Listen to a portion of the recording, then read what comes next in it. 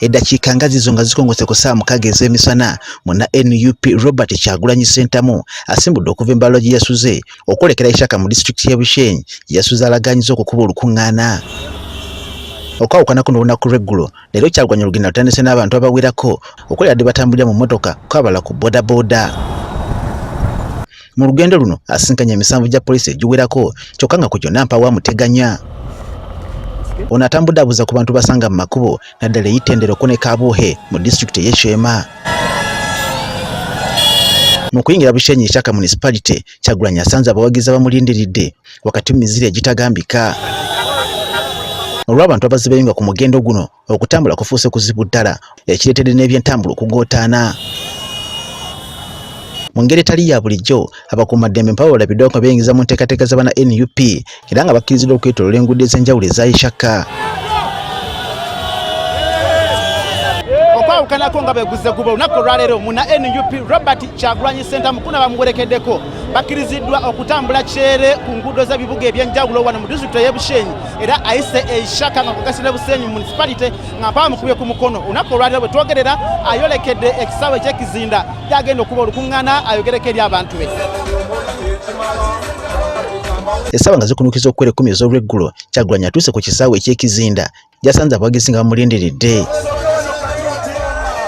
Mu kwogera Ssaabakonzi wa NUP Fred Nyanzi atenze abantu b'e Bushenyi olw'okwagala okuwagira enkyukakyuka. Ne tukunga muno mwonna abantu nga batwaniriza ssebo, abantu baagala National Unity Platform, abantu baagala People Power, abantu baagala Robert Kyagulanyi Ssentamu. Amu ku bakulembeze b'ekibiina mu kitundu kino bakunze bannabushenyi okuzibuka amaaso begatte ku mugendo gw'enkyukakyuka. Okwenejeza omuliro ogw'empinduka omu Uganda.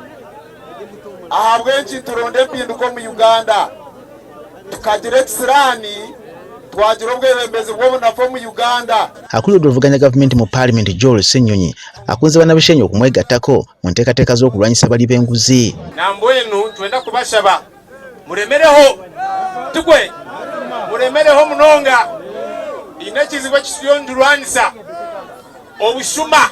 Mu kwogera akulira ekibiina ki NUP Robert Kyagulanyi Ssentamu abulidde abatuuze mu kitundu kino kano kwekadde okwegatta ku ggwanga lyonna mu kusaba enkyukakyuka kubanga ebinyiga bannayuganda abalala nabo bibakwatako. Bannange mukimanyi nti Ankole teri different from other parts of Uganda.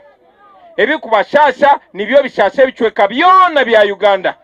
Ebikubashasha nibyo ebishasha abasoga nibishasha abaganda abachori n'abantu bona bo mu bichweka bya Uganda ebindi. Asaba abavubuka okukoma okukkiriza enjawukana ezibasigibwamu abakulembeze olw'ebigendererwa byabwe eby'obuntu. Naddala abasingaano muli bavubuka temukkiriza kubaawulayawula. These are the same problems. So olunaku lwaleero kye twagala okubagamba abantu bange nti we can do this, we can change this. Ababulidde ku kifaananyi kya Uganda gye baagala okuteekawo singa Mukama babeera ne bakwata obuyinza. Twagala tuleete obukulembeze obw'emirembe ate nga bulimu n'enkulaakulana. Enkulaakulana nga teri sidelined. Tuli wano naye omuntu omu ayina ssente z'abantu 2,000. Mu ngeri abakatidde okukoma okulonda abakulembeze abenyigira naddala mu buli bw'enguzi. Njagala okubasaba temuddamu kuwagira babbi. Kutwalira wamu Ankole sub-regional n'ababaka ba Parliament 47 ku bano omu yekka yali ku ludda oluvuganya gavumenti mu Parliament muna FDC Francis Mujushe batano bajja kubwa Namunigina abasigadde nabo mu bana NRM nga NUP mpawo gweri nayo singa mpawo kikyuka olunaku olw'enkya enjiri bakujolekeza lukunjiri. Samuel Sebuliba agafe ku Spark TV e Bushenyi.